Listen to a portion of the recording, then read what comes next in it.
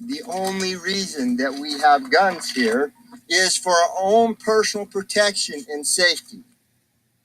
Right now, the threat level isn't as high or intense, so we don't walk around full kit, slung weapons everywhere. There may be a few individuals like that, but one of our number one orders to all the men and women here, never, ever, ever fire unless fired upon. And we will stand our ground with that.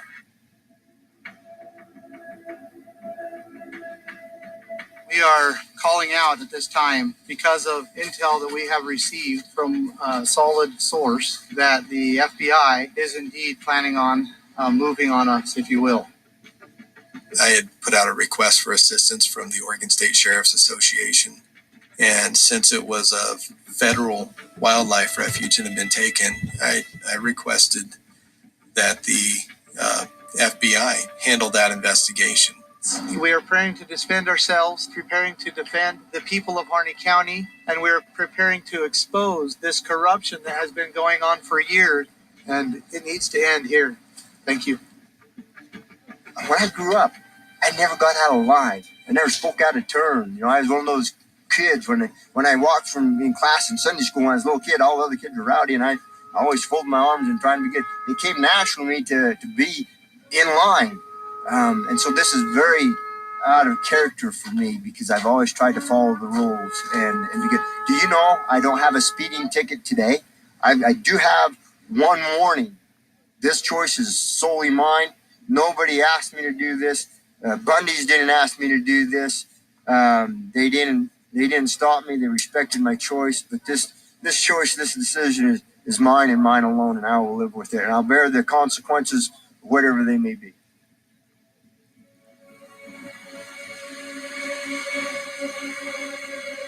I was stunned at the escalation of FBI presence. They had turned the county courthouse into a fortress. They had ringed it with chain link cyclone fencing. They had put in jersey barriers for ramming. Those guys were kitted up for warfare with more kit that I had seen in Afghanistan. The amount of escalation and force that they were willing to use for a handful of protesters was very shocking. We were 35 miles away from the town. Nobody ever threatened anybody. I don't understand where the level of fear came from. They shut the BLM down. They shut the Forest Service down. They shut the schools down. There wasn't a gun at the refuge that would shoot 30 miles. We in this land, we grow up plinking tin cans with 22s, hunting jackrabbits, and the first thing we're taught is what? Do not point guns at people.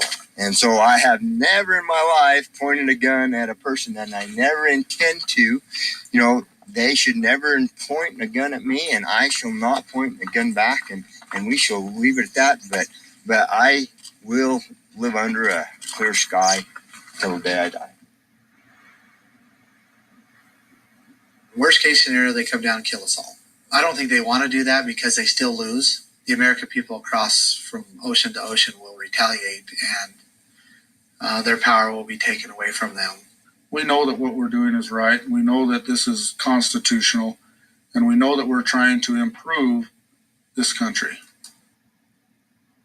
I know what our government can do, and I didn't want these people to get hurt. I'm just out here to keep people safe, make sure there's no shots going off.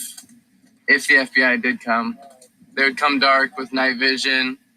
They've got helicopters, MRAPs, all that fancy technology. They've got unlimited resources, and we're just a bunch of guys out here with rifles that we bought a couple of years ago. There's some guys out here with rifles from World War II. They're ready too. They've only got 5 shots, but they're ready. I have a feeling if the FBI did come here, that nobody would be leaving alive.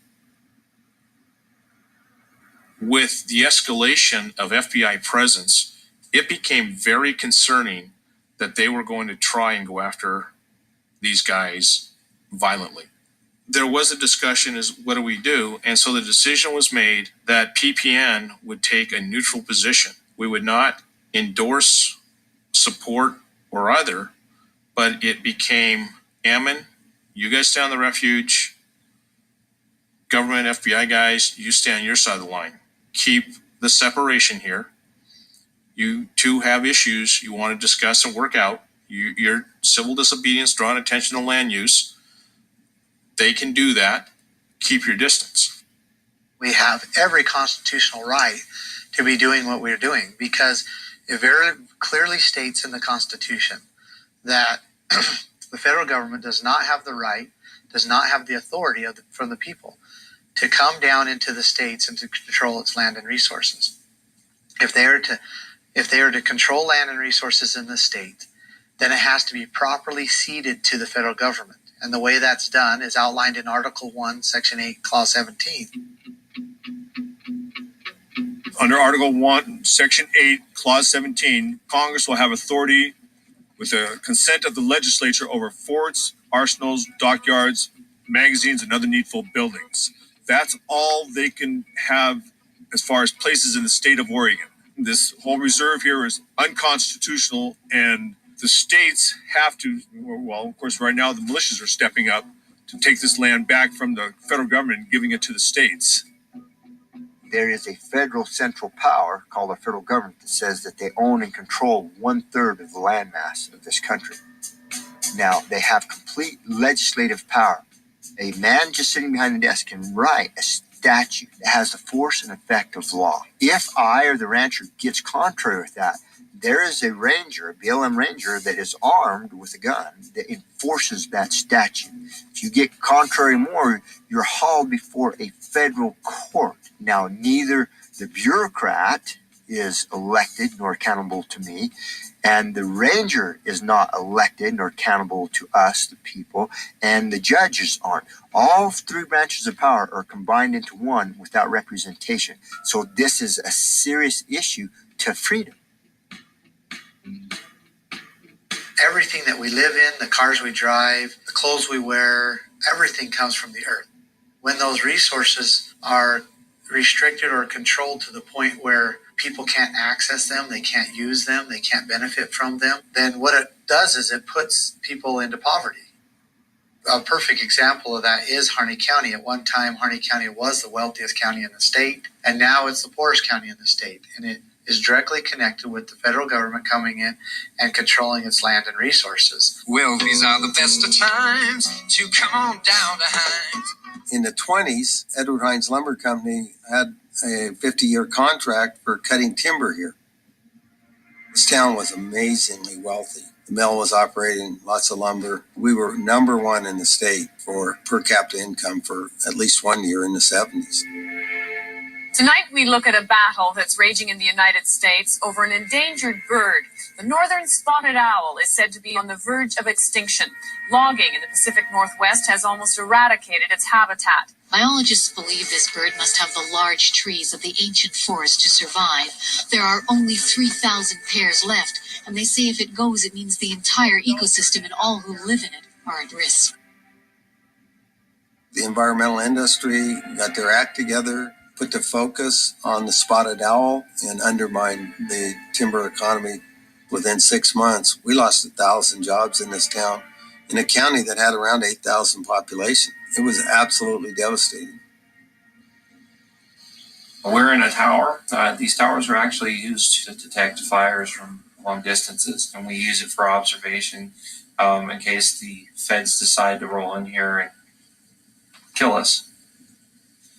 It was kind of scary for the first couple of days because we thought that, as we've seen throughout history, Ruby Ridge and Waco, Ruby Ridge, I mean, the FBI and ATF came in and they shot a pregnant lady, a pregnant woman who was unarmed. So they've been known to come in and kill people. It originally started off with the Hammonds, but I've been fighting the BLM for years now. I was at the Bundy Ranch standoff. The BLM's original role were land janitors. Now they're armed with SWAT teams and attack helicopters and weapons of war.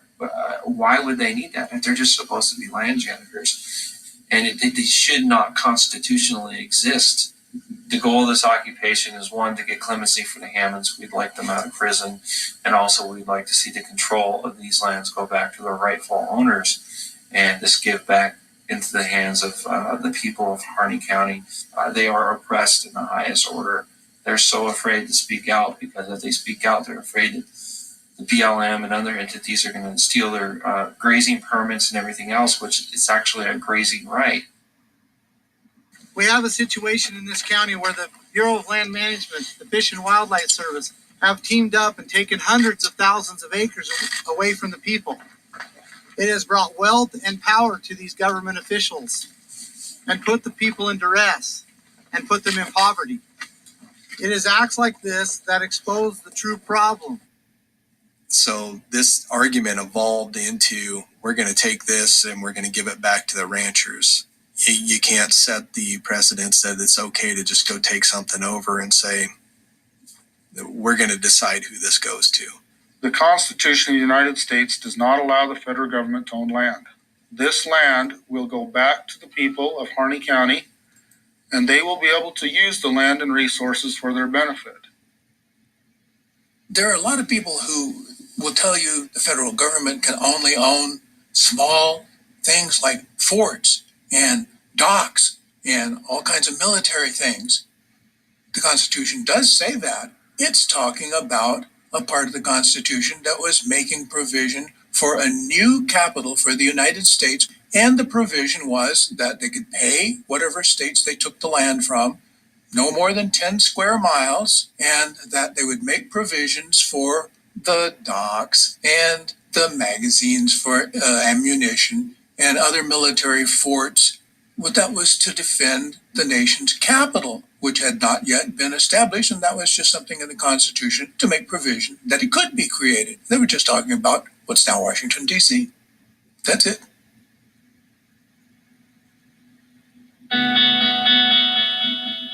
Yeah, the donations are coming from all over the United States. A lot of them have come straight from the ranchers that live in the town. They appreciate everything we're doing. And it makes me feel good. It makes me feel like I'm doing something for a good cause. I'm a terrorist. Obviously, we are all terrorists here. And anybody that comes on this property is a terrorist. And the media coming in here, I don't really want to talk to them anymore because they're going out and telling everybody that we're not doing the right thing. And we are doing the right thing. You know, we all have families. We have children. We have jobs. We stepped away from that life to come over here and do some good for our community.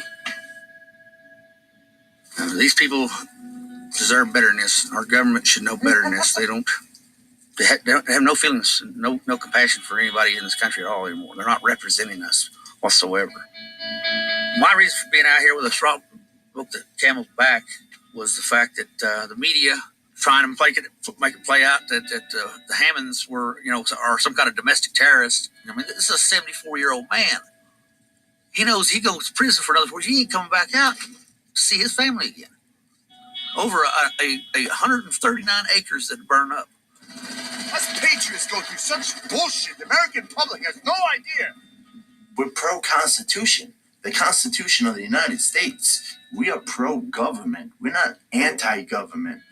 We are against people that are in power, that abuse their power in government, that do not follow the Constitution. It doesn't matter how many there are that are for us or how many there are against us. Even if there's just one person that's being terrorized or forced to live in oppression, then we need to step in and we need to help lift them up and build them up.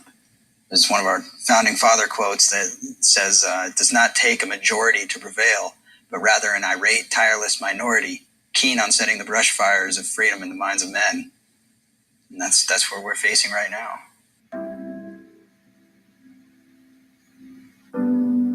What they did as a protest to occupy a place where they had no right to be, it was an attempt to protect liberty the way they saw it. The way they saw it happened to be not according to the law and not even according to history. The only solution if you don't like the law is to change the law. You have two choices. One of them is through the democratic process and the other one is through revolution. When you've got an army bigger and better than the United States, let me know. Federal government, go home. Take care of federal things. secure our borders, protect our nations, keep commerce regular, and just a couple other things. Get the heck out of Dodge and leave the rest for the state and the counties to take care of. Let the people be free. It's high time, dadgummit. Get out of town. You cannot go to war against the federal government. This is not 240 years ago.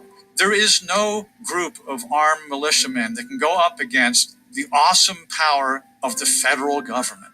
It ain't going to happen.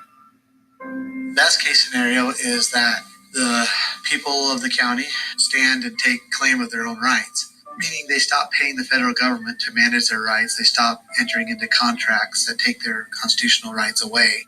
Once that is done and recognized, we want to see the Hammonds freed.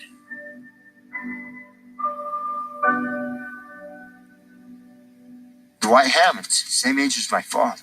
My father's pretty healthy still. He can saddle up his horse and ride with me. He helps me when I need some help. You know how many more years when you're 75 are you going to be able to continue to get out there and chase those cows at a full run? You know, I'm so grateful for those few years that I still have with my father. Where's Dwight? Where's Dwight Hammond? Where is he spending those 5 years, dadgummit? If we don't get him out of prison, that's why I am sitting here on this place. Call me an occupier, call me a terrorist, call me a dadgum ignorant redneck. I don't care. I am here for Dwight Hammond and his family, and they had better get out of that prison. They need to be pardoned. Mr. Obama, you and I don't see eye to eye on probably anything, but I am appealing to your humanity, Mr. President Obama, to pardon them.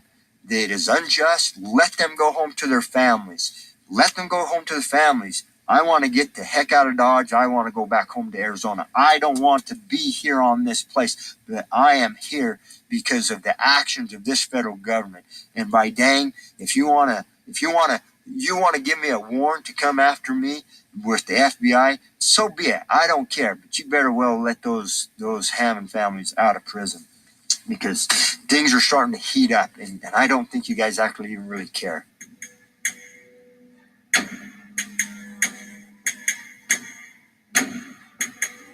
There was no communication. Ammon wasn't talking to the county wasn't talking to Ammon. And so that became a concern. Is you're sitting on the refuge, you're sitting in the courthouse, and the FBI is sitting in the schoolhouse, and they all are not communicating or talking to each other. So we arranged for Ammon and Sheriff Ward to meet on that road, have a discussion, and Sheriff Ward offered, I'll drive you to the county line. And we're like, that's it? Standing side by side, Sheriff Dave Ward and protest leader Ammon Bundy talked about ending the armed takeover of the wildlife refuge. A Bundy associate wanted to talk about land rights and grievances. I'm not here to talk about all that. I'm here to talk about offering you guys the opportunity to leave the county peacefully, get back to your families. We pose no threat to the community whatsoever at all.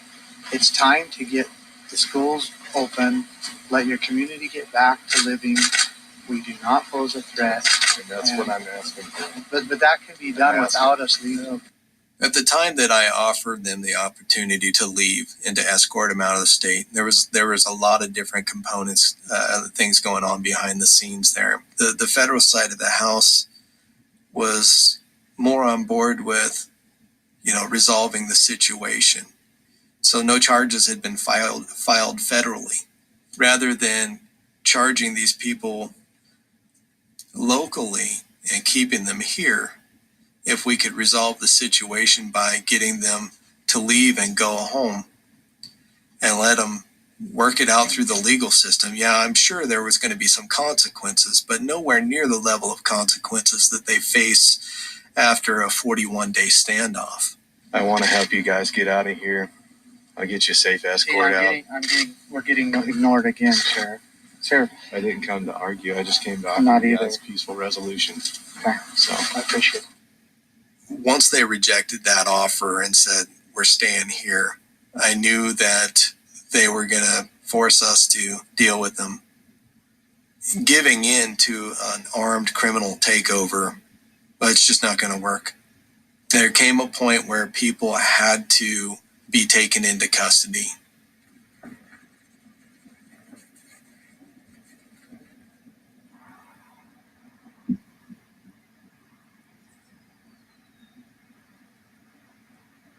Lavoie and everybody. We're going into the next county to talk about the Constitution and how they could take their grazing rights back. They've been free to pass from the refuge and into town. We were getting things prepared, and we had a cute family there that had arrived a few days earlier, the Sharp family. They were there to sing, and they had decided that they were going to go with them to this meeting and put on one of their concerts because it just touches your heart. They're just awesome. I heard about this protest that was happening in Oregon involving the Bundy family, and I knew the Bundy family from the 2014 standoff. So I called Ryan and I was like, what's going on up there in Oregon? He told me what they were doing and why they were protesting. And my mom and I talked about it, and she decided she was going. We were a singing family, and that was a big part of our lives, especially when we went to the Bundy Ranch. Our biggest reason for going there was to sing to everybody. And when we went to Oregon, my mom's purpose for bringing the children there was to sing to the people and sing to the FBI and just try to bring some peace and bring some happiness to a situation that was a little bit scary. Each vehicle would leave, for safety reasons, 10 to 15-minute intervals, so they wouldn't be close together. The family had left, and the oldest daughter, who had just arrived the day before, wasn't ready. I was supposed to be leaving with my family, and I was not ready to go, so I stayed behind, and I was going to leave with the next group that was leaving at 3:30, which would be the Bundys and Lavoie Finicum.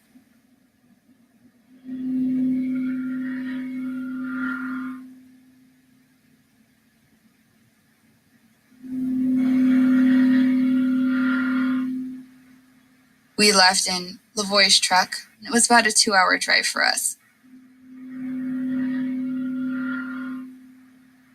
The Jeep behind us was supposed to be coming 10 to 15 minutes behind us. They came directly behind us, and for them to be right on our tail was really not what was supposed to happen. Then Lavoie up in the front noticed this bunch of vehicles, and there was an angled road there. There was a whole bunch of these SUVs and vehicles lined up. What is that? What's going on? And I turned around and I could see all these vehicles that were coming up. All of a sudden, it was like a wake-up call. We've been set up.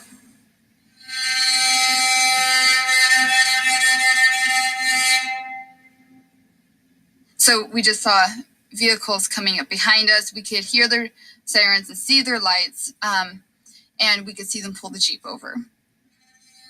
Lavoie kept saying, we got to get to the sheriff. We got to get to the sheriff. And that's in Grant County. We knew that he would protect us.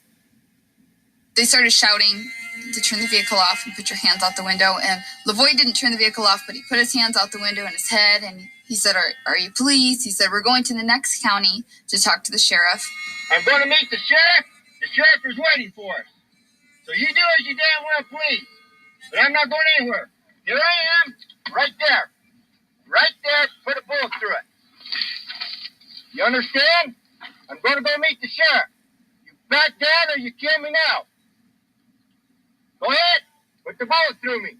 I can see on top of his hat is a red laser. I'm worried that they're gonna shoot him. All right, send the woman out now. What for? Well, I'm going to ask them if they want to go out. What for? What are we? I was like, okay, I'm not getting out of the vehicle. I was afraid that I'd be shot if I moved too fast or if anybody did anything. Victoria says, I'm not getting out. Then I'm not getting out either. I'm not turning over. I'm going into Day County. I'm going into Grant County to see the sheriff. Well, if we duck and you drive, what are they going to do? Try to knock us out? How much further we got to go? We got about 50 miles. You should never have stopped. I'm going to keep going. Then we have to duck. I know. What are they going to do with Ryan? Okay. If we take You off, need where to get Ryan back. Shoot your tires out? Most likely. Hey, Ryan Hammond. Why did they pull you over? There's no service here. Just because. Okay, you ready? Well, where's the guns? They got him stopped. You can't get around it. I'm going to go. You guys ready? Okay, get down. Then you duck down. Give me that camera. Okay, give me this camera. Go.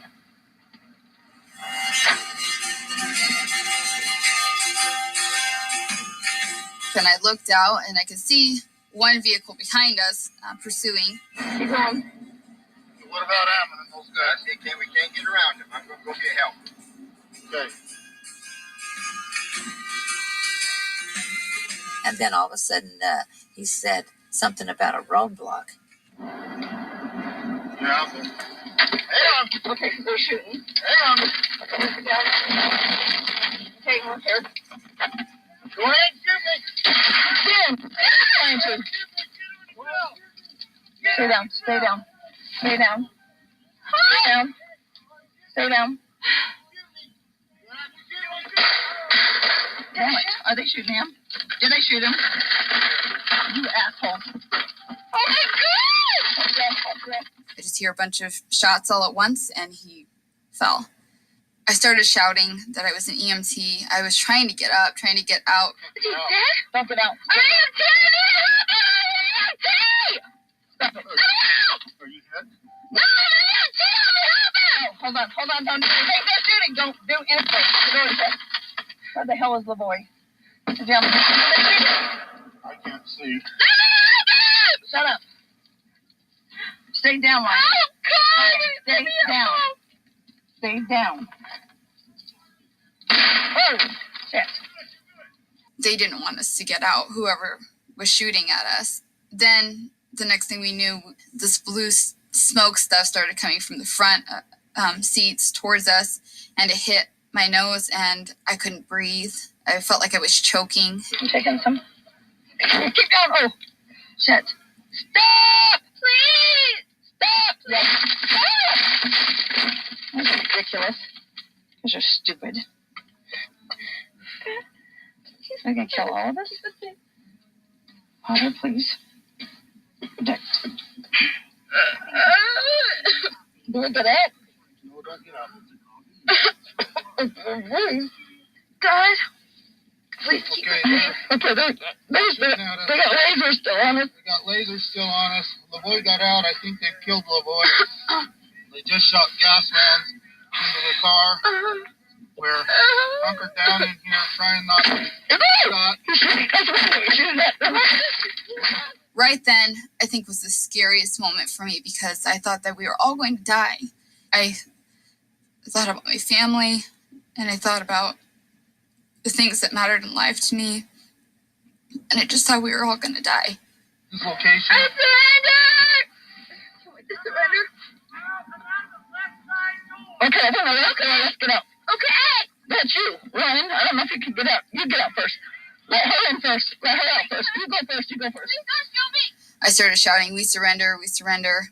And I finally heard someone shout back, "Send out the mail first." So Ryan got out, and while I was standing there, they said, "Stay right there. Stay with your hands where we can see them." And I could see LaVoy laying in the snow, and I could just tell that he was dead.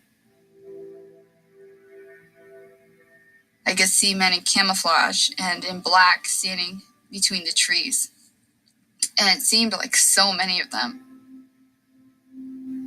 They yell at me to come, and I'm getting out of the car with your hands up, of course. They're all dressed in military gear or whatever, these green outfits, and they're like snipers. They have all these long guns, all these guns. They have all these rifles. Victoria and I were yelling at the men, "You guys are all part of murder. You just murdered a man in cold blood." She says, "I almost died today." And I said, "Yeah, Victoria, you're 18 years old. And you're going to remember this moment for the rest of your life." I don't know. A lot of people tell me that I shouldn't have been through that at that age.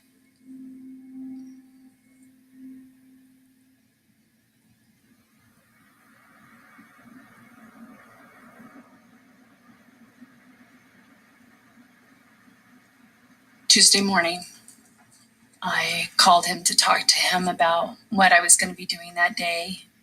He said he was really busy, that he had interviews lined up with John. That was the last time I talked to him.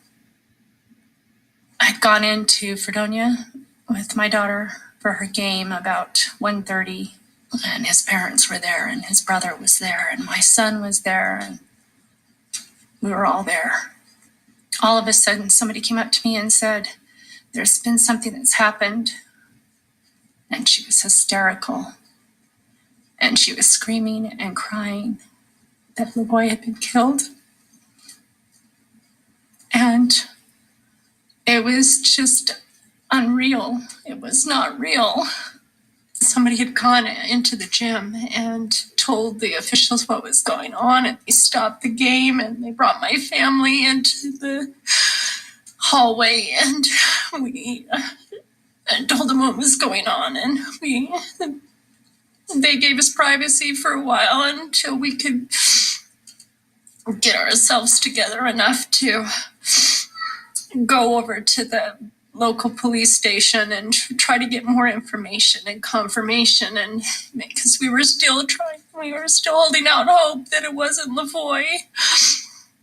And that was a nightmare in itself, just going over there and making those phone calls to people who were just heartless on the other end and would just push forward or the hold button or transfer me to another agency or transfer me multiple different times and then just put me on an answering machine without answering and whether or not it was Lavoy.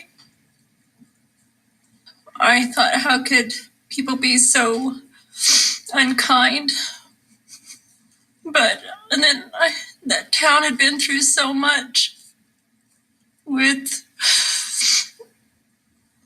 the different groups that had come into their town and the FBI and the sheriff's department escalating fear that they were just probably glad that it was over.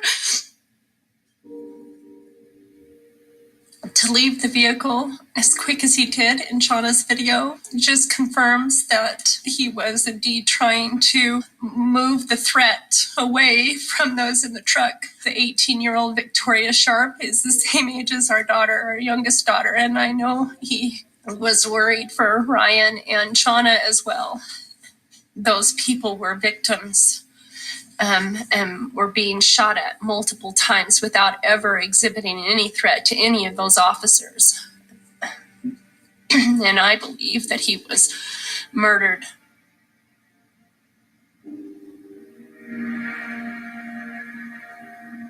I can't imagine anything that could be bad enough that would be made better by the death of a man like Lavoy Finicum. But then I hear my husband tell me that he's scared to death in prison. And so I don't know everything. He was shot in the back without a gun in his hand. Whether he was reaching for one or not, he never pulled a gun out of his hand. I think they expected to shoot someone that day. I mean, they shot at the vehicle before he got out. They shot at all of us, really. Then he got out and he definitely drew their attention away from us. His whole conviction was to protect us. And I know that he was running away from the vehicle so that he would draw the fire and they wouldn't fire upon us. I don't think that he was murdered. Lavoy reached toward his pocket, if I remember correctly, at least 3 times. I had an investigation done and an autopsy done myself. I picked up his body. I took it to the medical examiner, so I know that he was shot in the back 3 times. And I know that those exit wounds came and exited on the left side, and that is where he is reaching each time. But his hands go back up in the air multiple times as he reaches for a shot. He goes back up and his hand is empty again. He did not go for a weapon, or he would have had the weapon in his hand. It's really hard to separate all the factors that led to a tragic death. At the end of the day, Lavoy Finicum was the one who had the last best opportunity to prevent violence. Had he complied with the orders of the officers, like everyone else in that vehicle, he would be alive today.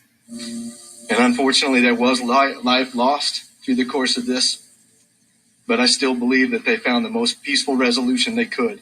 I had asked these folks to go home. It's been said many times, you could have taken them into custody here or here or here. There were a lot of opportunities, yes, but no safe opportunities to take somebody into custody after statements had been made that they weren't willing to be taken into custody. If there was a failure somewhere in trying to resolve this, it would be that loss of life.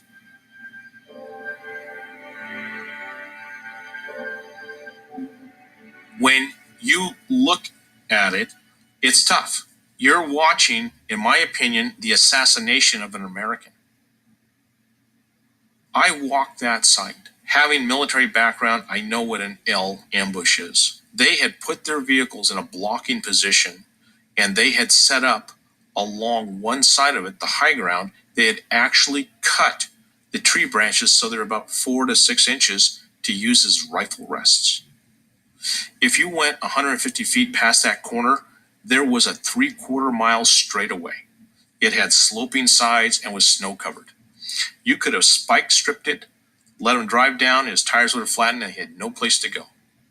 I understand there are criminals, but an American that wants to take care of his family, has Christian values, has strong integrity and morals, is shot with his hands up because the FBI team lead amped up his people that he was an enemy. Something's seriously fucking wrong in this country.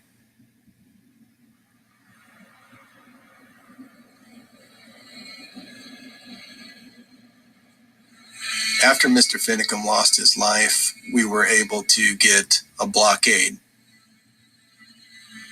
What that is just one more armed element you have to go through.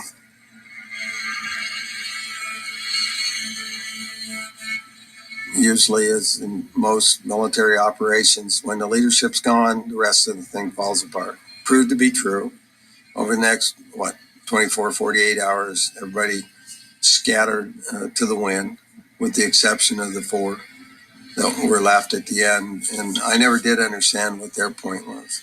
David Fry, Jeff Banta, and Sean and Sandy Anderson are the last 4 remaining at the refuge, 40 days after armed protesters took it over. The FBI, local and state police cleared out after a standoff at the Malheur National Wildlife Refuge came to an end. About 9:40 this morning, 3 occupiers surrendered to police and were taken into custody. A 4th, the final protester, refused to leave, but supporters, including evangelist Franklin Graham and a Nevada lawmaker, convinced him to surrender, and he did after a simple request. He ate a cookie, asked everyone to say hallelujah. When they said hallelujah, he came out.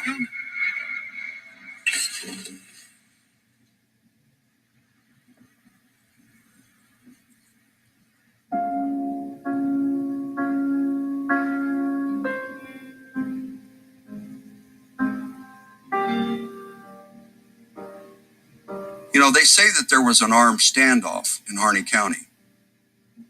That is a total bullshit lie. There were people that were exercising their Second Amendment rights. There were people that were on guard, but none of those people ever pointed their guns at anybody.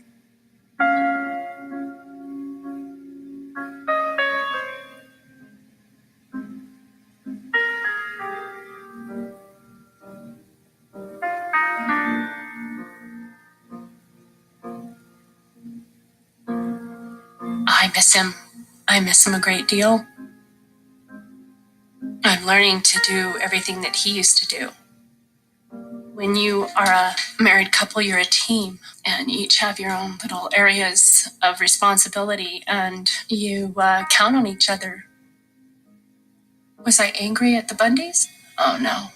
I've only caught myself being angry a couple of times, and I've quickly brought that into check. I know that what he did, he believed in, and I see him as a hero, not a martyr.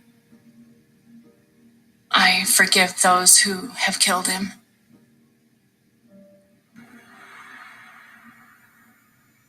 I usually get a call every night or every other night, mostly just for him to know that I'm okay. And he tells me that he doesn't feel safe. What's left? They've given up their right to appeal.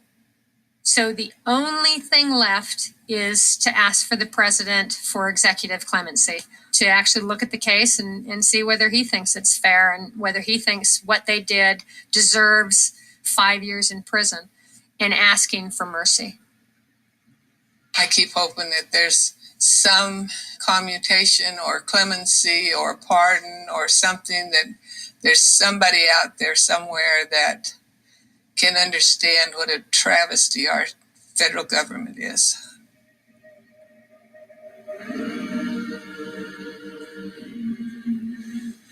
These were my brothers, my friends. They're locked up, and one of them's dead. If Bundy had had his act together, he wouldn't have allowed the militia anywhere close to him. He'd have done an occupation for a period of time and left. And today the law would be on trial. The regulation, all that stuff would be on trial, as opposed to him being on trial. What's happening to these cultures? They're being murdered. Ranchers are worried about coming up. They don't want to become the target of the bureaucrats. Martin Luther King got it right. He did peaceful demonstrations, sit-ins, walked across bridges. Bundy did it with firearms.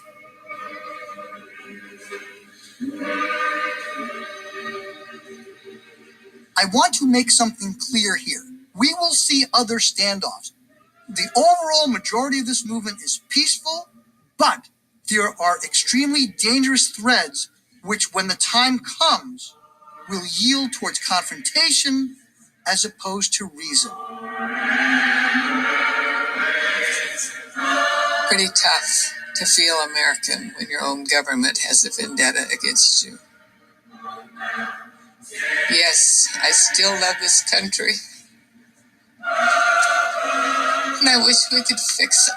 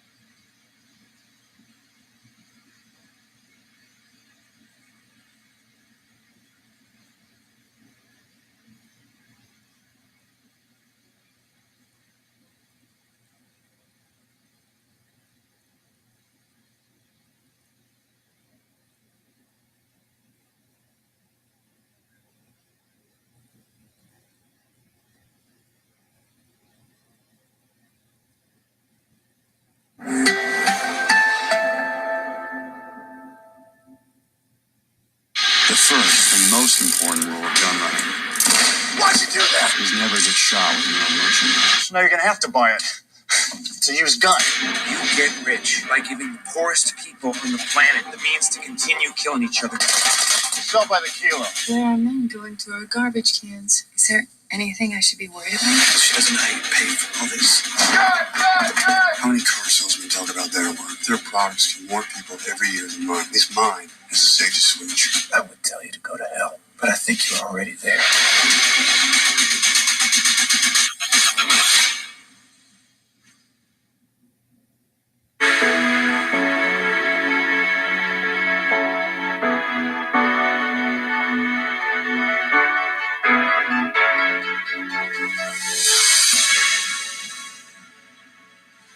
Pilot, stand by, please. Have we come? I'm just deciding which dark secret to reveal first. Fearless is about teaching people to fear less and really making the point that the people they might put on a pedestal, they don't succeed because they don't have fear. They succeed because they've learned how to manage their weaknesses, how to manage their fears, and how to capitalize on maybe one or two key strengths. What the turning point for me with bombing was, I remember one time just being on stage and I was bombing, and I just pictured all my friends watching me, laughing at me in the back, and then that got me a laugh at myself. I wouldn't say I'm fearless. I just try to be funny. I'm not that deep. Do you want to do this instead of me?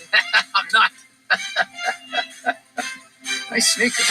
As far as long-form, dense, tactical interviews go, this is about as entertaining as it can get, while focusing on making it usable. Don't be afraid to try crazy things. I thoroughly enjoyed the format, and the audience component was a great idea. Be in a position where you have thought of everything, but don't let any of that slow you down. Tim had a lot of penetrating questions, quite a few of which I have never heard before. I think the show in a number of practical ways will help people to overcome their fears by helping them to define their fears. I just vowed on that day I will never make another note of music that I don't believe in with all my heart. The most successful people you can imagine have many different flaws. Therefore, none of those things are fatal flaws in you yourself. School was just hard for me in general because I just hadn't developed good social skills. There's no magic to it. Part of my goal is really to just go behind the scenes with these people, dig into their brain, and get the specifics. The people that are watching have a deeper sense of how they can pursue what matters most to them. To love deeply, to care, to have a life that has meaning, and maybe pursue the path of mastery. 5, 4, 3, 2. What makes this show different, it's not just the highlight reels, it is a real focus on obstacles, struggles, challenges. So the same lessons you're going to go and learn there, the things that are going to help you in business. People that are going through things, watching this, that are like way harder than stuff that I've ever had to go and face. And I hope it helps them in some way. Looking at how all of us as humans, as imperfect creatures, can carve our own paths. So after, a couple hard years and running through millions of dollars, and a lot of it is my own money, we had to go out of business. So we have first roadkill story. It was fun to kind of talk about the breadth of my entrepreneurial life and not just focus on like the last 10 years of Tom's. You can use key photographs. We can do research and pull up videos that perhaps the guests themselves, they haven't seen in 10, 20 years. Tim did a ton of research. I was pretty amazed. There were stories I didn't even know that I ever told anybody. Maybe he had one of his hacker friends go into my phone, listen to my conversations. No matter where you are, no matter what your job is, no matter what your obligations, there are things that you can borrow from these people. I think of it as a pyramid. First, I have to be able to not smoke pot, not become an alcoholic, manage my money, all the way to the top. This is a refreshing blast of cold water to wake you up and to get you to take action. And that's what I want to share with people who watch the show. Fearless with Tim Ferriss. Premieres Tuesday, May 30th at 8. Only on Audience. Your brother was in the luggage level. I'll fix this. This is the expression of like who I am. If it's in your blood, it's in your blood. I don't know that you ever stop evolving.